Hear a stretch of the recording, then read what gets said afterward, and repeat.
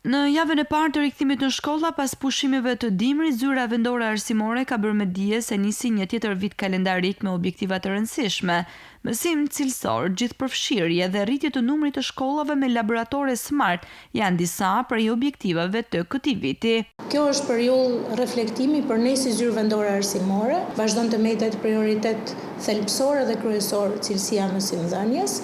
dhe së bashku me drejtuesit e institucioneve arsimore, por edhe së bashku me